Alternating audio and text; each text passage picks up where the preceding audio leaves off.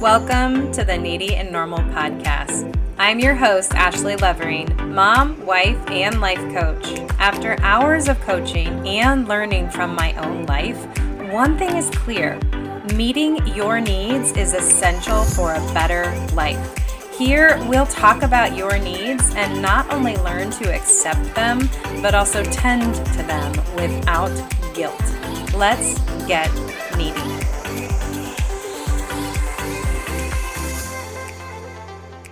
Welcome back to Needy and Normal. I'm so glad you're here. Joining me today is Tim Dillard.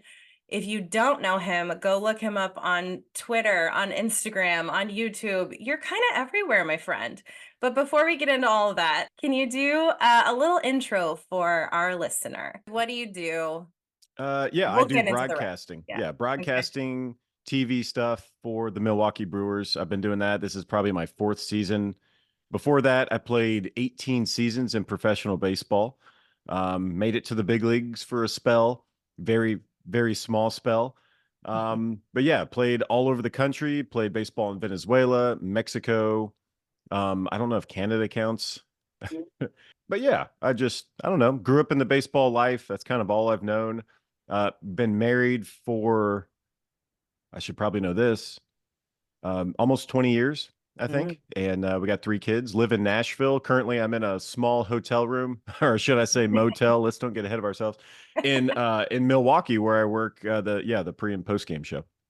Mm-hmm. Yes, and for anyone who has been following along and knows my story, there is a connection here. My husband, Jeff Levering, you guys work together often. He loves working with you. You guys are such a fun time listening to games when you're on together. So obviously I've gotten a chance to know you, Tim, and all the fun that comes with you. And if you don't mind, there's not just broadcasting that you do. So can you take us on a little bit of a journey onto all the creative things that you're into, the videos that you started, how that came about, and now you're into a lot of really interesting things. Yeah. So one thing about baseball players is they're not just baseball players. I've had teammates that can play guitar or banjo or can sing, or had a couple of teammates that were magicians, which is strange. And I don't know, guys have different gifts, different hobbies, different things that they're into. Me, I never really had anything. I don't feel like I had baseball, and I was holding on to baseball like really tight. And then I just was like, you know what? I've been around long enough. I was one of the oldest guys in the clubhouse year after year. My wife's telling me to retire, but I couldn't figure out anything else to do.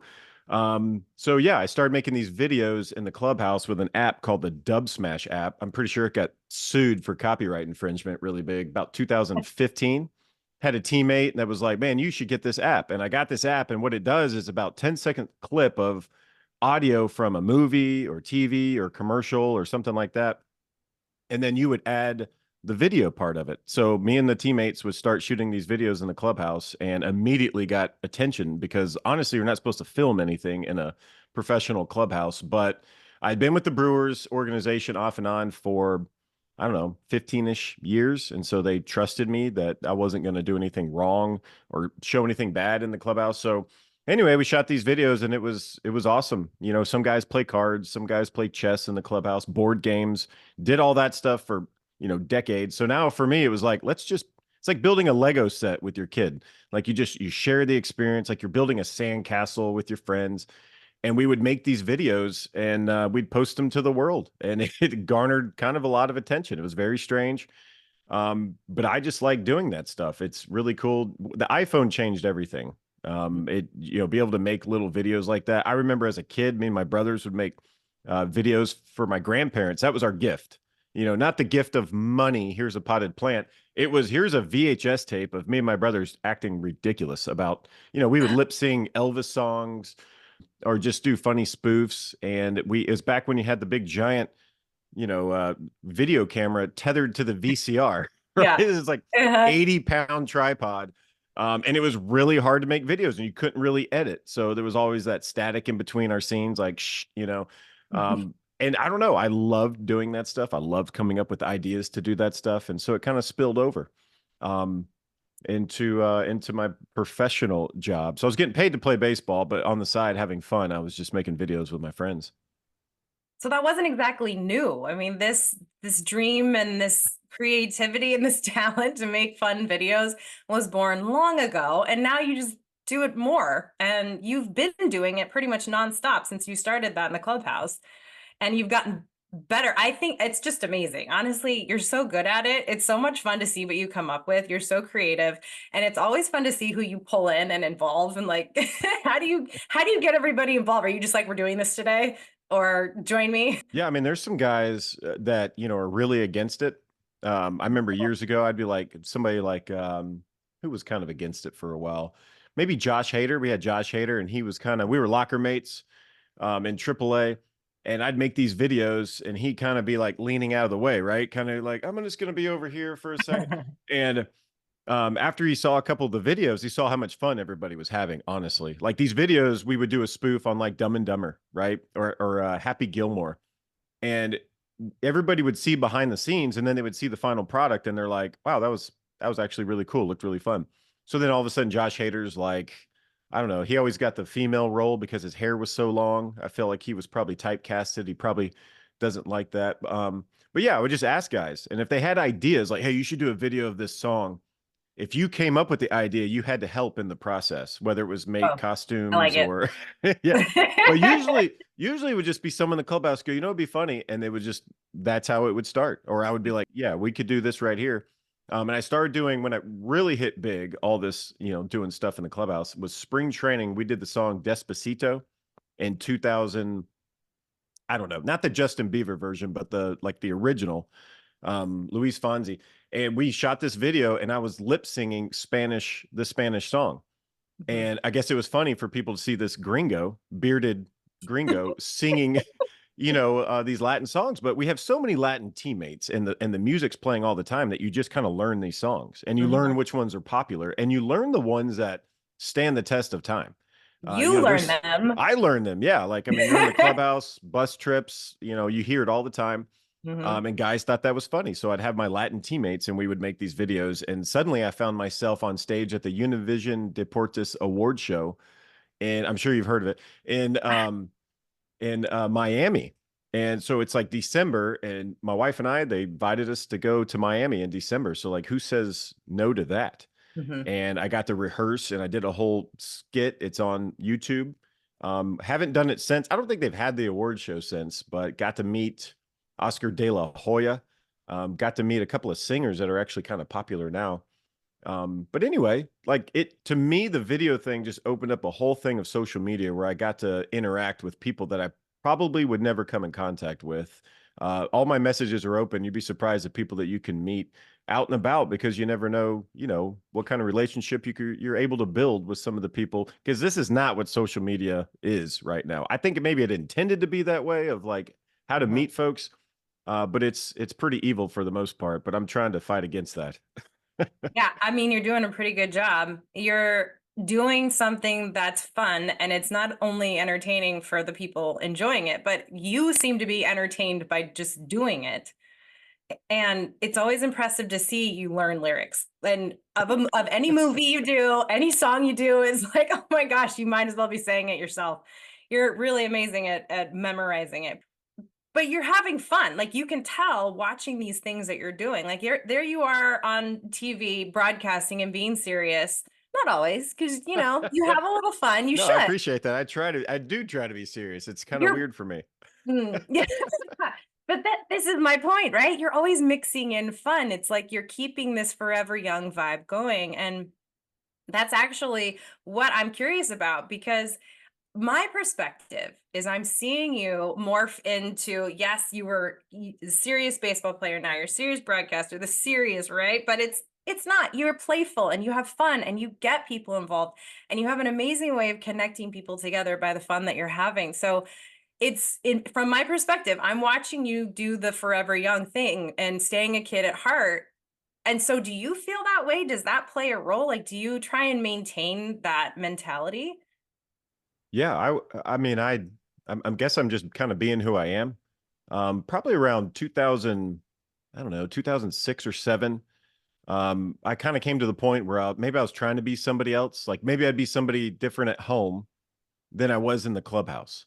Or Mm. maybe I was somebody different on the field than I was when I was at the airport or at the, on the bus. Like I just found myself pretending to be somebody different in different situations. And I just, it was kind of difficult kind of keeping up that facade. And so I was kind of over it. It's believe me, it's easier to be yourself than trying to be anybody else. And so I just was like, you know what? I'm just going to be this transparent, honest, nothing to hide type person. Some of my favorite teammates I've ever had are the most forthcoming, transparent, kind, in the moment people, and that's attractive to me. And I wanted to know what made them tick, and it was about when you walk into a room, if you have nothing to hide, you're the freest person in the room. And so from then on, I mean, probably the last almost, 15 years or more, I just wanted to be the freest person in every room. And that just means you walk in with no, I don't even know the word, but no, it's a judgment free zone. Like everywhere, if I have a bubble around me, I want it to be a judgment free zone. Like I'm not judging you. It's not my job. Guileless, I think is the word. I don't want to assume anything on anybody. And that allows you to have the freedom to have a good time and have fun, even when things are hard. Like, a bus breaks down on the side of the road in the middle of nowhere in, Texas or Oklahoma City, and everyone's mad about it. I'm like, oh, well, like we're not going to be here forever. Let's have fun, as we're stuck. And when you learn to have fun and joy in the difficult moments, um, yeah, I don't know if it means being forever young or not. It's just different. I just think there's a lot of people that are, very serious about things, and there's nothing wrong with that. But eventually, I'll have to grow up. Peter Pan, Count Chocula. It'll get there. But for me, I don't know. I like to walk into a room and talk to people. I like to see where they come from, what how life has been for them, how I can help them, how I can involve them in some way. And I don't know. It gets at times my wife's like, "What are you doing?" Like what? Like the other day, I ended up. Where'd I end up? I was at a Madison Mallards game. Drove an hour. Ended up at this game. Ended up at meeting some people there. I was on this like deck watching this ball game. And next thing I'm talking to the coach on the other team, and he is a coach with a team in North Carolina. And I'm just trying to hear his backstory. And I couldn't believe he was the head coach. He looked about 20, 25. But next thing we know, we're talking for 20 minutes before this game started. And I don't know, just kind of digging into of what, I think he was asking me like, what is it that players want to hear, from a coach? What does that relationship look like? And we could have shot the breeze about anything else. And this is where the conversation led. And so I end up spending way more time with folks than maybe my family wishes at times. Like, we're trying to leave after church or something like that. And I have a 40-minute conversation. Everybody's starving. Like, I'm that guy. And I got it from my dad. My dad is, I mean, I grew up in the clubhouse, and the way my dad handled a clubhouse as a manager really stuck with me. And then seeing teammates, what's it mean to be a good teammate? So baseball kind of gave me the skills of like, I don't know, to be a people person. I don't know if I've always been that way, but I always want to be that way. I think that's awesome. And your energy it's Caffeinated. that's good. It's true, but it spreads. It spreads. This is how you're able to connect with people so well. I mean, I've experienced it myself being in a room with you. I can see how much brighter it gets. It's true, Tim. Like you putting out this authentic energy, people feed off of that and they're like, "Oh, wait, there's something there." And it makes sense as to why you're able to influence these conversations and other people to want to find what that feels like for them too, seeing it with you. It's funny you were talking about how long it takes you to leave a room because I remember Erin saying that to me. She's like, I can never get him out of here. Your But next guest is going to be Aaron. Aaron's going to be like, yeah, you see all that, but then like check out all this other stuff. Yeah. oh my gosh, I love it though. But let's go there. I want to know what this mentality, because I mean, I always tell my kids, they're like, I want to be a grown up. Like, I don't know, maybe just stay a kid for as long as you can and then continue being a kid even when you're grown up. I truly believe in hanging on to that, even a piece of it for as long as possible. So whenever someone says, I need to grow up, I need to be an adult, I always am like, no, not fully though, because you need that, right? You need a little bit of that. The bus breaks down, and let's try to stay positive and have fun with it. Life is crazy. So, and life has been kind of crazy. It's been a little bit of a ride for you, like it is for baseball families, right? So, speaking of Aaron and the kids, what has this mentality? You said you've had it for, well, probably longer than 15 years, right? Like you're Yeah. this guy. You've let it out maybe more. Let's go with that. But how has this helped you as a husband, as a father, and facing the challenges that baseball's thrown at you? I mean, even now, you guys are apart quite a bit still. Like, how do you manage all of that? Yeah, so I had a teammate in 2007, R.A. Dickey, and he thought he was on his way out. He was in AAA. He was probably one of the oldest guys in AAA, threw a knuckleball, and he had a family and he had perspective. He had been around a long time. He was actually like a backup quarterback at Tennessee for Peyton Manning. So like he has a great story. He was on the cover of Baseball America. I think he was like a first rounder, a whole bunch of things. Dig into a story. He has a book, everything. But years ago, we were teammates, and I just kind of latched onto him, and we were locker mates everywhere we went because Dickie Dillard, we sat with each other on plane rides because of our names, and I don't know, he kind of taught me the ropes in a lot of ways, and he would say things like out of nowhere, he would say things like, "Don't take this home," "Don't take this bad outing home." He would talk about his kids. And anyway, I love that. I always wanted to have kids young. I think we had our first, we got married at like, I don't know, we were 22, maybe something like that, which is kind of strange nowadays. I guess I feel like people wait a little longer, maybe.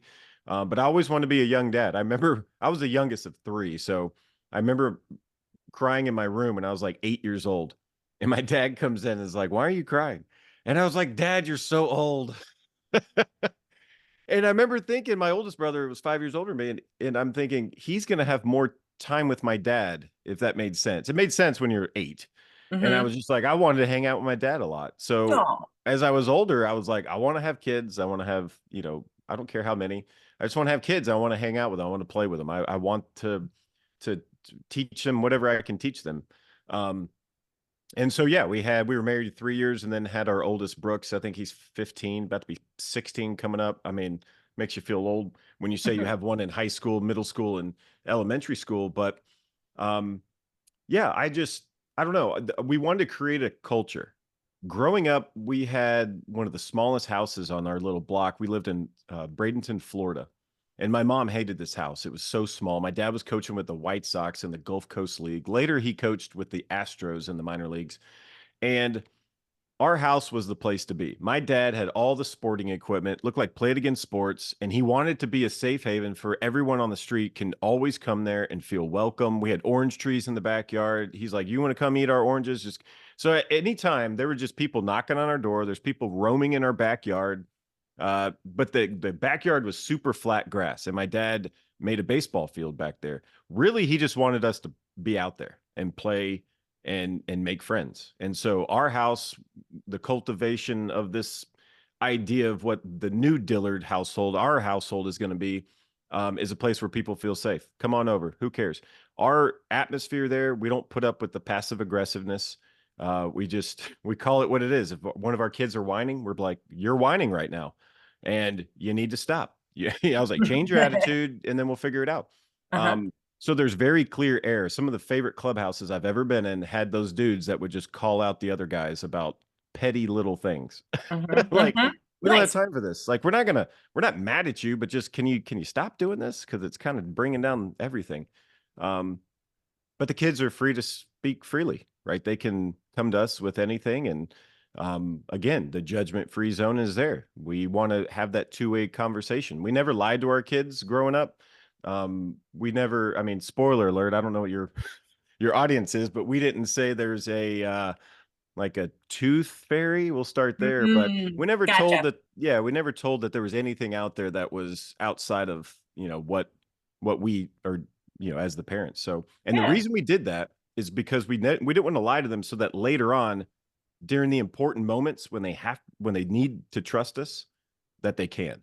And that we Mm, can reference, be like, "We didn't lie to you when you were 5. We didn't lie to you mhm. when you were 8," to make it easy as a parent. Like we went the hard route because we want to pay dividends later. So now, if my 13-year-old daughter asks me something and I tell her an answer, she can believe me because I have no basis. I've not lied to her. And that's kind of how we run our household. I don't know if it's good, bad, incorrect. I know there's tons of ways to do it, but Aaron and I, we got on the same page years ago. And, a lot of this falls on her because honestly, I haven't been home for probably half of our marriage. So thanks, baseball. Yeah, I get that. Yeah, right.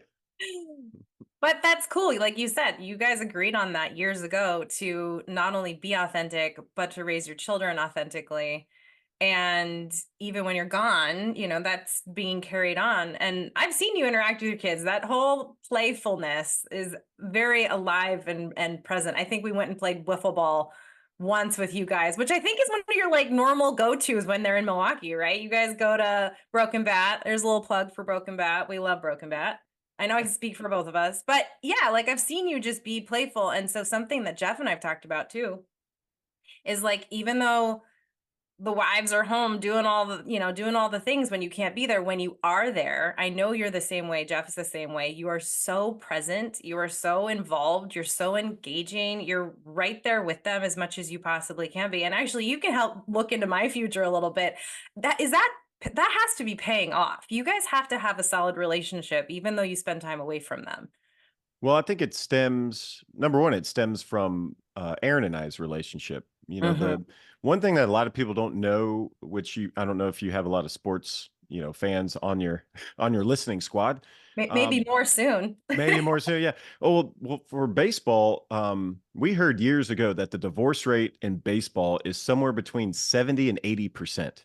I know. I remember And that. I remember the national average at the time was maybe 50. And so I mean, I'm not going to lie. We came up, I played so long, played 18 professional seasons. So there was that crop that everybody came in together.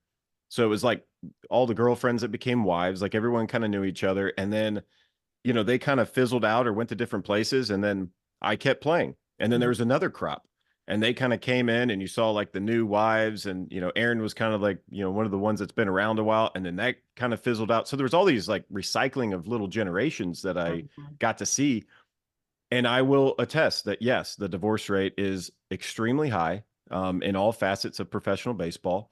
And that was one thing that we're willing to sacrifice. Like we're gonna keep our marriage no matter what. Like that's the most important thing. Everything stems outside of that, the job, everything else. And so the same with the kids. It's going to be our relationship, and it's me and her against the world. And then and then let's deal with these little rugrats. I like that. But yeah, but they know that. The Mhm. kids know that. The kids know that Aaron and I were best friends and everything. If you're not best friends with your spouse, you need to get to be best friends with your spouse. Mhm. And it's fun. It's the one person you want to talk to, and it's the one person you want to hang out with. And there were times when it didn't work, where I'd come home after being basically gone for 6 months, and she wants to watch The Bachelor, and I'm like, I don't want to watch this garbage, and but she's been dealing with the kids, this whole time, all Mhm. day, and she wants to turn her brain off and watch something, on TV. And I never understood that. It took a long time. And finally I realized, yeah, this is for her to turn her brain off because she's been keeping these kids alive, for Yeah. however long. So I don't know, it's little things like that when you start to, communicate with each other, you start going, okay. And now one of my favorite things to do is, kids go to bed and we sit on the couch and watch whatever and just talk about the day. It's my favorite place to be. And kids will know if you like to hang out with your spouse. They know that. And they know what kind of environment it is where when dad's home, if he's engaging with everybody and attentive and just availability, that's really what matters. I'm not perfect at it, but the kids know I'm available. Like when I'm home, they're like, hey, we want to go play basketball. Boom, let's go. Hey, let's Mhm. go play badminton in the backyard, which is the best, like $85 I ever spent. Was on a badminton set in the backyard. Just anything, whatever it is. Like you want to play Legos, kid? Like let's play Legos. I don't care. It doesn't matter. It's not always going to be fun for me, but it's going to be fun to have that interaction with, the family. That's a good way to look at it. And your kids obviously are absorbing the concept of mom and dad first, and when dad's home, dad's here. Yep. Yeah, I love that. We could definitely pass that along. Okay, so then what do you think has been the biggest challenge And let's maybe talk about the transition from, so how big was the gap between playing and then now broadcasting? Um, well, after 2020 hit that we don't like to talk about, Yeah. my whole job as a minor league baseball player was canceled. And That's when it FYI happened. too, yeah, you don't make a lot of money in the minor leagues. I'll just go ahead and say that as You well. don't? Yeah, I've never had a long-term contract of any kind. You can get fired at any moment, right? Yeah, Like no. if they have a Ugh, move, you walk in every day, and especially my last probably only the last like 5 or 7 years, I'd walk in the clubhouse going, "Do I have a jersey today?" So you kind of, I don't know, you don't put a lot of stock in almost anything. that's wild. It's strange concept, but I know Aaron hates it, but I've kind of learned to live with it a little bit. Yeah. And yeah, so 2020 hit, job was canceled. I was at home sitting in the driveway for during spring, probably for the first time in my life since I left, my home at like 19, 18. So yeah, I always was playing baseball or had something to do spring training. Suddenly that's over. I went and played for the Milkmen in 2020, which is in Franklin here in Oh yeah. Wisconsin. Okay. I messaged them over their email and they didn't get it until July. I emailed them in like June. I got it in July. They signed me to come pitch. I pitched for a month. We won a championship, but during that time, the Brewers asked me to come over and fill in and do a broadcast analyst spot for Brewers versus Reds. So I was like, this is unbelievable. They knew I was there because of social media. I was making videos with my teammates with the Milkmen. And they're like, "Are you really, 25 minutes away?" And I was like, "Yeah." They're like, "We want you to come over and do this." So I did. I think it went well. I have no idea. Going back into 2021, I was going to go to spring training with the Texas Rangers again. And the Brewers called, and this was right before the season started. And they said, "We're willing, if you retire, we'll put you on the broadcast TV team." And my wife said, "Yes." She's like, "Thank You're doing God, it. please retire. Sick of this. Why are you still doing this?" Um, and yeah, it was the right move. And yeah, I had no idea what I'm doing. Probably still don't in my fourth season. I take every game as like I'm sitting in the bullpen because I've sat in so many bullpens and I've seen so much baseball. And I have a perspective that maybe a lot of people don't have. If you listen to Alex Rodriguez do broadcasting, he played so many games and I didn't play that many games. I was always watching the game. So theoretically, I've probably watched more games than say Alex Rodriguez. So the one gift I have is I've seen a ton of baseball. And that's what I love about it because you're going to see something new every single night. If you're paying a close enough attention, you're going to see something you've never seen before. I'm fascinated by that. Baseball has given me the skills to observe. So I just like to observe and I like to watch and kind of point out things. I'm not trying to Tony Romo everything and call it out before it happens. That it's hard to do in any sport. Um, but I don't know. There wasn't a lot of lag time there. So when I first started broadcasting, I still have a lot of teammates across baseball that are still playing. Even though they're like way younger than me, but I played a long time. So these guys were young bucks coming through and I was crusty and bearded and old. Well, and in your broadcasting, you hear your knowledge 100% and your personality gets to come in and you've become a trusted resource and a personality for the team. And I don't know if you've heard that in so many ways, but at least that's my perspective and what I'm hearing. And I think that's cool that you can still watch people that you've played with and you can call it like it is, like you do, because that's, you see it, call it out and have some fun with it. I think it's great. I think it's been really fun to see around the ballpark because we've been there. This is our 10th season, and you Yeah. definitely splashed some color into the Brewers. So, speaking of color, is your favorite color actually orange, or did you just choose that for pop? Yeah, well, I got my orange glasses on here. I use an orange pen on the broadcast now. Yeah, Uh-huh. I Uh-huh. branded myself years ago. I don't really know why. I think my favorite color is orange. I think it's always kind of been orange. I used to wear an orange hat every single day of my life in high school. I'm Okay. not sure why. Um, my brother wanted to go to Lids and get 2-for-1 hats, and so I spent half of a hat, and they gave me this. I picked out this orange hat and wore it. Still have it somewhere. Mhm. Um, but yeah, I don't know where it came from. I would wear sunglasses. I never wore sunglasses when I played, but I wore sunglasses like all the time away from the field. Like I would wear them at the airport. I don't know why. I just liked wearing sunglasses. Maybe I like, seeing people and they couldn't see me. I don't know. You're hiding your Or own maybe way. I look like, please don't talk to me. It's 6 a.m. and I'm at the airport. But I would wear these Roy Orbison glasses that were giveaway glasses for the Nashville Sounds in AAA, probably 2000, I don't know, maybe 11, 2010. No, probably like 2009. Either way, they gave these giveaway glasses and they were really neat. So I wore them for a long time. And then Aaron sat on them in my car and broke them. Um, Oh. yeah, I still remember. And anyway, so I got some other glasses, I think, or maybe no, I got another pair. I went to the Sounds organization. I don't even think I was with them at the time, and they found another pair of these Roy Orbison glasses. Went on vacation. We're at the beach. I dove for a frisbee. Lost my second pair of Roy Orbison glasses, and I was so mad. I'm like, I'm not. I was like, I'm over it. I walked to the gift shop, and they had orange sunglasses just like this for $5. And so I bought them, and then I started wearing them. And then when I started making all these videos, I always had them on my beanie cap because we played in Colorado Springs. They gave you a beanie. Your ears were always cold, so suddenly I have this beanie with orange glasses on top, and it became a thing. People could recognize me, and I was kind of funny. So all of a sudden, I'll be walking around at a stadium somewhere. People will see me because they see the orange glasses. So I don't know. I guess my favorite color is orange, but either way, it's a conversation starter for sure. Well, it's part of your brand. And when you're Yeah, walking around, it's not just the orange that people notice. You also tower over people. I don't know if I've said this yet, but Tim is small. Tim was a pitcher. Okay. I don't think that came up yet. But yeah, so you've got this great energy. You got the orange sunglasses. Of course, you're gonna stand out. People notice you everywhere. It's fun to see you get stopped throughout the concourse. You've had some giveaways and because for you have sure. become a bit of a brand. You're a bit iconic, and I think the orange sunglasses definitely kicked that off. My son has these orange sunglasses. You gave them to him, or they had your little icon on the side. There was something. Like, did you ever have orange sunglasses made with your brand on it? Yeah, that's the ones I Yeah, have right here. that's what I'm thinking of. Okay, Yep. yes. So Brock has those, and he wears them all the time.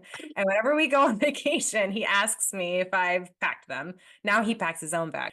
But yeah, he's a big fan. Well, for whatever reason, people started noticing. So I was like, I'll see if I can sell these. So I started Yeah. selling stuff online. I don't really know why. There's no purpose behind it at all. But I found out that you can just buy a box of these things and have them made. So Mm. I did that, and they're super cheap. So if you lose them or if somebody sits on them and they break, don't feel bad. Because this is like stark contrast to, $200 pair of sunglasses that you end up losing or they bend, and then there's that moment where you're like, oh, why did I spend all this money on these? Yeah. And then you end up spending more money on others, or you end up getting a pair that you don't really like. But I don't know. These are really good. They got some texture to them. They'll sit on your beanie cap um, very Perfect. easily. But they're great just Yeah. because if they break, who cares? There's actually a guy that works at the field. He's down at the third base gate. And I saw him the other day and he was like, hey, can I get a pair of those glasses? So I said, sure. So I just put a pair in my backpack. I'll be going to the field today to make sure I can track him down and give him a pair. I love Um, it. I should sell them too, but I usually just give away a bunch of stuff. I don't know. I like trinkets as a kid. If I was out and about as a kid and there was trinkets being handed out, I was first in line. I love stickers. I Mm. collect coasters now, hotel key cards. I got a whole shoe boxes full of them. I don't know. There's no point to it. You've made stickers, you've made coasters, you've made like koozies, you've like created all these characters that the Brewers are now using, characters of real people. It's so funny because when I go to baseball games for our son, I will bring the koozies that they've borrowed your iconic pictures of Rock and Jeff. And so I have the one with Jeff's face on it. And I'm Yeah. like, babe, you're here. You're watching the game with me. Thanks to your Yeah. creativity. I mean, it's pretty cool. So no reason. I don't know. It's fun. There's the reason. It's fun and it's Yeah. free, right? Because you Well, just do it for fun and to be nice. I always played baseball, so you kind of get put in that category. And I went to junior college. I was going to go to Ole Miss, and I was probably going to, I don't know, be a teacher or something. And because I mean, who knows what they want to be when they're 17, 18, 19. Nobody knows. If I could go back, I would probably, I don't know, I guess I'd want to be an actor, maybe. But I really like, Weird. I yeah, don't know like, if that fits you. I just yeah, I don't know, I got to know. shave my beard. Um, I don't know. I really like graphic design, and I've actually got some apps on my phone that are, there's I don't know, people ask me how I make a logo or how I make something, and it really takes like 5 different apps. There's probably an easier way to do it, but I didn't go to school to do that. I majored in undeclared, so it didn't help me in this particular instance. But I don't know. I like, I don't know, branding stuff. I think it's cool. Color schemes, trying to come up with a logo, how you can market yourself. I don't really know where that came about. I inadvertently did it to myself. Hmm. And now I like to make little icons for all sorts of people. And I don't know. I don't know if they don't have to use them. Jeff doesn't have to put that on his social media. I think it's funny. Every time he posts something, I see his little photo up there. I love it. Um, but It's yeah, good though, it keeps Tim. you entertained. Yeah. Yeah. But it's good. You're really talented at it.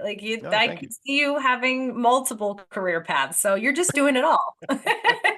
Well, so like you were talking about your scribbly paper before we started about all your topics, kind of scattered that way.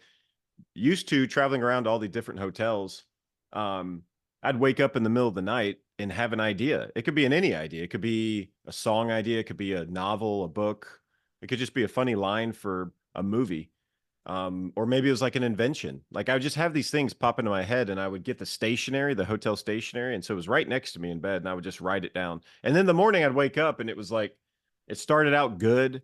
And then it kind of careened down the paper and got scribblier. And then there was some on the sheet of the bed where I kind of wrote on the bed. And but the iPhone came out and it kind of changed that. So I got notes now. So I got probably 2,000 notes in my phone just devoted Wow. to, I don't even know. Some of it doesn't make any sense. Some of it could be jokes or oxymorons or whatever it is. Like I just write anything that comes into my brain because I realize you don't know what an idea can stem from, but you need to log it down as much as possible. And so, yeah, I'll go through notes from like 10 years ago and I'll go, this actually is kind of funny. It didn't make sense at the time, but I'll bring it up now. And anyway, it's paid off in like the broadcasting sector of coming up with like little nuggets that I would say as a player in the bullpen or in the dugout, things I would say in the clubhouse. Now I can say it in the broadcast booth, and people have to listen, I guess, if they tune in. Well, it's well received. It's a good Yeah. time. I love that. Okay, so actually I'm glad you brought up before we started, we started to talk about your thoughts on baseball. And what was it you said? It wasn't about the sport. What was it you Oh said? yeah. I just brought it up. Baseball is not really about sports. It really isn't. It's about people and it's about growing as a person. And it's about connecting and relationships. That's what I learned in baseball. It gives you some of those skills involved in that. And I brought up the example that, if you're in a clubhouse for 6 or 7 months, you have teammates from all over the country. You have teammates from really all over the world. You have people from Dominican or Mexico or Canada, or, I had a catcher from Zimbabwe, one from Germany at times, Korea, Japan, and you see all these different cultures and you see all these different personalities. And how does that work, right? When you're spending 7 months together, stuck on a bus, stuck on a plane, stuck in a clubhouse, how all these people get along? Especially when you look out the window and you're like, how come people can't get along? And I think what comes with it is just a respect factor. Everybody just kind of respects everybody, and this is how you conduct yourself. And what I realize, and this is what I think, is one season in a clubhouse is like 5 years of life experience. Like it would take you 5 years to go around and and meet and see these kind of people. But we get it condensed in a small time frame. So as long as I played, I had so many different teammates, so many amazing people, so many talents, and not just the sports era, and different skills. And you love people for different ways, and you look forward to seeing them at the field. And I wanted to be that kind of guy. So over the years, I wanted people to be excited to come to the field. Hopefully, I could add some joy and some excitement, and that's kind of the skill that maybe I've acquired a little bit that helps me outside of baseball, where I can just kind of I want to create something, whether it's on social media or at the field when people see me and there's a lady that's like, "Oh, you're so much taller in person." Yeah, like I I get love the that. opposite comment. Yeah. Well, I'm like, hey, yeah. You're so much shorter than I thought. Yeah. I'm like, well, I'm slouching on TV, I guess. But no, it's just at least I know they're watching, right? You want to captivate an audience and you want to keep them guessing. You don't want to give them the same thing over and over again. So I don't know. I think some of the best managers in baseball, they want that. They want to keep the teammates wanting to go to the field because it's like Groundhog Day. If you don't like the movie Groundhog Day, you are not going to like being on a sports team, because that's really what it is. And to get out of that every single day, this is all we are, identity. Oh, you're just a baseball player. You got to fight against that a little bit. You know, if you're Mm-hmm. living and dying, if your joy is connected to what you're doing, it's tough. It's tough. And I mean, for anybody out there, you're more than what you do for a living. You know, you're a lot more to other people. And if once you kind of get on that train of thought, then all of a sudden your job and your performance gets way easier. Then you're not even worried about it. Then you start digging into other people. Because if you're just focused on what you're doing, a lot of times it gets, you know, becomes inward. It's a little bit more selfish. And um, I think it's about everybody else. As a believer in Christ, I just feel like it's about everybody else and it's not about me at all. And it took a long time. It took a long time. You'd be surprised how selfish I am and can continue to be. And the only remedy for that, when you get in your head that way, is to kind of point outward at other people and kind of dig into those around you and wherever your bubble comes into contact. Mm-hmm. Love that. That's a really amazing way to explain, really. I mean, yes, baseball, but any way to look at whatever you're doing. Like, I love what you said about you're more than what you do. Sure. That you can relate to any career, anything you're doing with your life. You're always more than what you're doing. And I love that you you have that outward view and your perspective up high is more than just that. It's, you know, it's how you see the world. And it's, you know what, Tim, it's beautiful. Yeah, I'm gonna say that.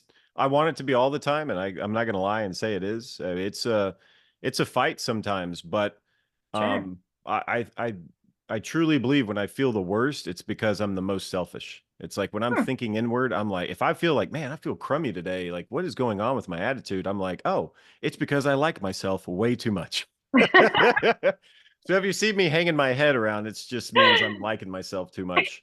But yeah, some of my favorite Yeah. teammates, some of my favorite people in the world are just the most engaging. Like they can't wait to see you. And you watch baseball players, and especially the team that we get to cover with the Brewers. They won't see each other for a day, an off day, Mhm. and they see each other in the clubhouse and they're hugging each other like they haven't seen each other in years.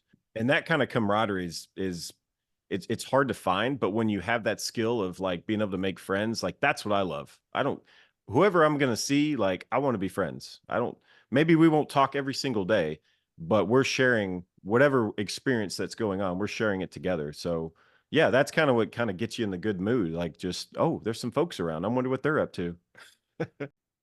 Now that you have all this experience, all these connections, all your views, the way you carry yourself, what I'm trying to I want to do a what would you tell your younger self, but I'm trying to think maybe you can help me out. Who would need the look at us now, look what we've learned, look how we view the world. How young of a Tim would need to get some advice from the older Tim? And what would you say? Oh, wow. I don't know. There was a really tough time for me when I was about 20, I think, 2021, where I didn't have a cell phone, and I thought life was good. You know, I'm a baseball player. I get to travel around. You know, I'm really thinking highly of myself, but I get on a bus, and I remember everybody on the team had a cell phone and they had someone to talk to. And I remember thinking, outside of my parents or my brothers, like, which I used a phone card to call them, so I only had so many minutes. Um, but yeah, there was a time when there was like several months where I'm like, I don't have anybody to call. You know, like there was nobody. I didn't have anybody, and that was a very tough time. I was very lonely, and I kind of isolated myself that way, and so that turned into, well, after games, I'm just going to go to the corner pub, right? Like, what am I? I'm going to sleep late till 1 o'clock. Who cares? Go to the field and just kind of go through the motions, and I did that for several months, and I finally the season got over in 2004, and I went home to my parents' house, and I was like, I'm going to sleep for a week. And I think I tried to do that. I think I got pretty close. I was just going to sleep for a week, and my brother called me and said, "Hey, we're going to go to Seaside, Florida." And Seaside, Florida is where they filmed the Truman Show.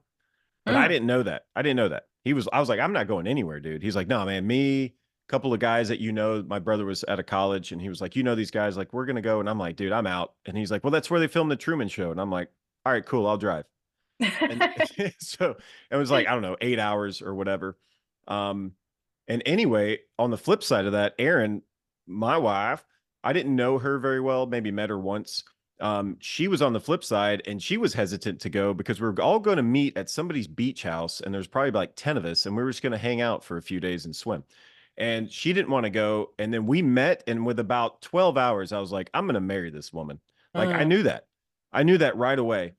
And the reason I share this whole story, well, we were engaged 6 months later, married 6 months after that. So it happened all very fast. But mhm. she knew right away as well. And I think I realized in that moment that maybe the future self of me kind of intervened in that moment. That's what I feel like. Because I remember laying on the Ah, bed going, I'm super depressed. I'm super lonely.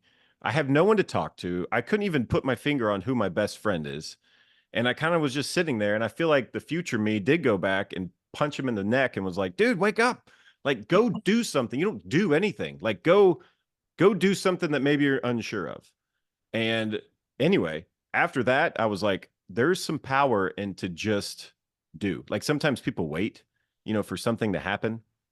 I feel like that's great. You should. But then there's the power of just saying yes to like, yeah, I'll go check that out. I'll go do this. Good, bad, indifferent, have no idea. But I remember in that moment, I was like, this is probably what I would have told myself a few years before. Like, just get out and do. Like, just go out and find something, hopefully something positive. Don't don't chase the yeah, rabbit yeah. down. Yeah, some awful things. But like if you're sitting around and waiting for something to happen, there's some power in doing that while you're out and about, Mhm. trying to make friends, trying to go to a place and find some community there. But yes, I feel like a lot of times the hardest part in life is when you're by yourself. So then yourself now intervene, like I love that.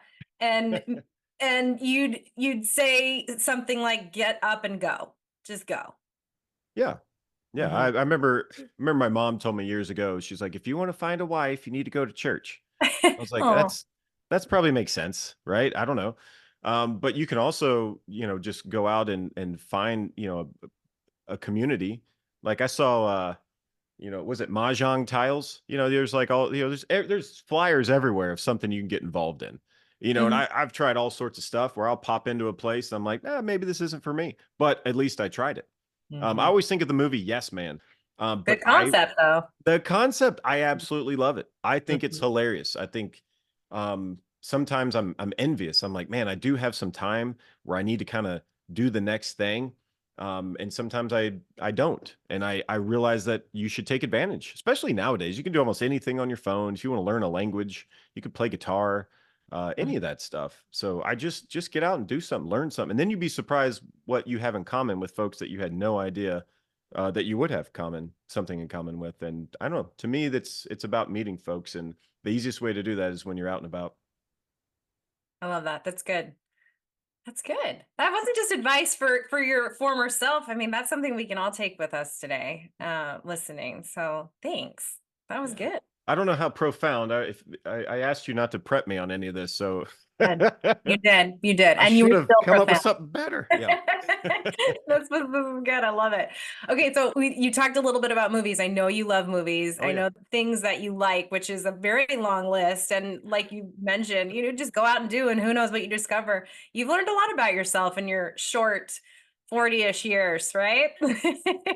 Yeah, I know. You were talking about like not losing that child mentality or whatever. Like Mhm. eventually I got to grow up, but I don't Mm, know. I think you. I don't know. It's fun. It's fun. Life is fun. This is a stage of life. I got some gray hairs in the beard, and I'm never gonna just for dim it. I'm not gonna try to color it in any way. I'm just gonna let it ride out, just see where I'm at. Mhm, Um, just because I can't sit there and say, well, I want to be authentic and I want to be who I am, and then try to, you know, pretend to be something I'm not. When I do broadcasts, they're like, hey, you need to look a certain way and you do certain, this is kind of who I am. Like I want to present myself and look respectable, right? I wear a collared shirt and a jacket, but I went to where, you know what, I'm just going to be who I am, and I'm going to mhm, dress like somebody in my position that was a minor league baseball player who finds the game fun even when mhm, the team's not doing great, or even if they are doing great. Either way, baseball in and of itself is an experience. There's people there, there's people at home watching. Not everyone's going to be the people that bet on baseball and they take it so serious. There's a whole 99% of people that enjoy the game and they kind of want to be entertained during the game. And I like doing that. So yeah, Yeah. part of my shtick is just being, tied to who I am. And if I start changing that now, if I showed up in a 3-piece suit today, people would be like, "Who is this clown? Did you mortgage your house to dress like that?" Like, yeah, it's not me. No, you're the real deal. And I think that's inspiring. That's pretty cool. Like, why not show up as yourself? If you take nothing away, I hope you take a lot away from this episode. But if you take nothing away, take this. Be authentic and get out there and do something. And who knows Yeah. what you'll discover from the Tim Dillard. Okay, rapid fire. Favorite movie. The Empire Strikes Back. It's one of the best sequels of all time. Like it leaves you on a cliffhanger. It's the Ah. way it's put together. It is fantastic. I don't know. There's probably whole courses in school devoted to that movie. And Mm. it's more than just a sci-fi movie. I love it. I love it. All right. Who's your hero? Hero? Who do you look up to? Um, I don't know. I don't think I look up to anybody. I Oh. don't know. I think maybe as a kid, I looked up to Carlton Fisk because I wanted to be a catcher, but I didn't know Carlton Fisk. But then I was like, maybe I want to be my dad, but I'm like, I don't think my dad wants me to be my dad. Like I Okay. don't think I don't know. They always encourage to kind of be who you are. I don't know. When people see me and they're like, oh man, you're such a role model for kids. Like I got that, playing, especially when you're wearing a big league uniform, people will say that to you. And my Hmm. response was like, you don't even know me. Like, am I going to tell my kid to be like Mike Trout? I don't know Mike Trout. He's a great ball player, but I mean, I'm sure he's a good dude, but I'm not going to tell my kid to, Mhm. look up to him. I think it's more, I would look up to character, look up to principles and values, and where Okay. does that stem from? Sorry, that's not the rapid fire. No, that's fair. I like Oh, that. This is one of the things you're known for is like, let's go in the other direction. Like what yeah. are we come up with? I like it. I like it. All right. What about your favorite baseball food? Is that an easy one? Hot dogs. Okay. All the That's way, yeah. always has been. Yeah. Yeah, there was a hot dog. Every time there's a hot dog night in the minor leagues, I would dominate that. And when I was 12, my dad was coaching in Quad City, Iowa. There was a Twinkie night. That was a big deal. I was a huge Twinkie guy. So I don't know. I had like 20 something Twinkies or more. Love Probably it. had like 50 over the course of a few days. I hid several of them. But anyway, yeah, baseball. I think hot dogs. Yep. I love it. All right. Favorite vacation spot. I went to Maui once, and that seems like a place that shouldn't exist in the world, but does. It's pretty amazing. And Ah. everybody I met, they're like from everywhere else, not Maui, but they vacation there and they live there. So Maui's pretty cool. Don't know if I'll ever end up there again, but I would recommend it if you can. Yeah, it's a good spot. All right. I think we did a good job here today. Oh, nice. Oh, that was easy rapid fire. Okay, then what else do we need to know about Tim Dillard? You're saying nice things on here, and I'm like, well, I mean, but I would say that life, and everyone knows this, life is hard. And I think when you grow up, suddenly you feel like everything's supposed to work out for you. Like if you just get to the next thing. Love my mom. She says all the time on the phone, she's like, well, if we could just get on the other side of this, then everything will be fine. And I don't think that's the case. I think you say that your whole life. Like if I could just get past whatever this is. Um, but I think life's just hard. I think everyone's going through something. Told my oldest when he was about 9, he was playing in the yard with some kids, and you could tell something happened, and all the kids kind of walked off, and my son was the only one kind of left there. And I'm not picking on him. He's great. This was years ago. And he came in and I sat him down in my little office and I was like, hey man, what happened? And he's like, something's wrong with everybody, blah, blah, blah, blah, blah, blah, those guys. And I was like, well, maybe it's not everybody else. Maybe it's you. Maybe it's a heart issue towards them. If you're trying to win a backyard game of kickball and you're willing to lie about it or lose friends over it, then maybe it's you, maybe it's not them. And I was like, do you know any friends that are like going through a hard time? And he was like, well, yeah. And I was like, okay, we need to treat everybody as if they're going through a hard time. Like everybody you come in contact with, you don't know what's going on in their lives. You don't know what's going on in their families' lives or what they've been through. You don't know their story, but you treat them like they're going through something. And I remember I said that out loud and I'm like, holy crap, I don't think I've ever I don't think I lived my life that way. And I'm telling my kid this, and I was like, wow, and it was kind of a paradigm shift for me of, Mhm. yeah, everybody you come in contact with, you don't know what's going on. And it could be something serious, it could be not serious, but for them, it's probably a big deal. And if you try to act like, hey, why aren't they paying more attention to me, or why aren't they something, then you're putting expectations on them that are not reasonable. Like, don't go around putting expectations on people. Like, don't put that on me, Ricky Bobby. Like, don't put it on your kids either. Like, I expect you Yeah. to act this way. Like, that's tough. Mhm. Like, you want them to. You should explain why they should, but at the same time, like, you start putting expectations on people. That's a tough way to live. And then Mhm. you're constantly disappointed, as opposed to, I don't know what's going on in this person's life. So I'm going to talk to them in such a way out of kindness where I'm like, you know what? Maybe they're going through something I don't know about. And if I'm friends with them long enough, maybe I can help them with it. That was a nice way to close things up, Tim. Thanks. Did you know you Yeah. were going to say that today? Probably not. I had no idea. I forgot about that story about my kid. That's a great story. Well, I'm inspired. I appreciate that. I mean, parenting's hard, life is hard. It's good to have little tools in on your tool belt if you need them. So, thanks for Yeah. sharing this with us. Oh, you got it. Well, thank you for being here. Go find Tim. Where can people find you? Like, where do you want people to go check out the things you're up to? Oh yeah. Pretty much at Dim Tillard. I tried to join social media. My wife told me to do that in, like, I think 2013. I was playing independent ball in Pennsylvania. I was living in a family's basement when I got Twitter and Facebook. I have Instagram too, but it's at Dim Tillard. There was like 25 Tim Dillards, and I realized I wasn't that, special and unique. So I change it to Dim Tillard. So yeah, I have Dim Tillard across like anything. You type it in, you'll see my face, sadly. Um, but I don't put anything out there that I wouldn't let my kids watch or see or read. Um, I think that's maybe why I stood out a little bit, is because, we all know what social media can be. And so, yeah, I kind of just wanted to put some wholesome fun out there. It is wholesome fun. And you can also tune in the broadcast if you're local or Yeah. have the MLB app. Go check out Tim Go, and go my hubby. Brewers. Yeah. I love that you guys work together. Well, and pre and post game show. Go Brewers. Exactly.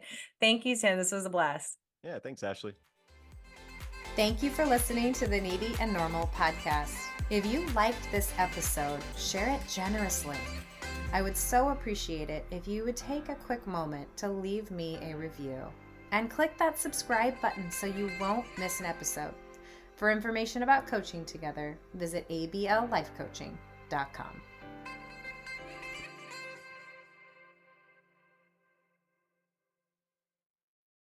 I will edit this, but I can't find. This is what happens every time. I can't find my record button to Don't stop. edit out. Oh, Stop recording. Are these the blue? Is this the blooper? yeah, this is Blu-ray. You should just let it roll. Let it roll. I should just let it roll. Where's the button? Mom, There's where the meatloaf?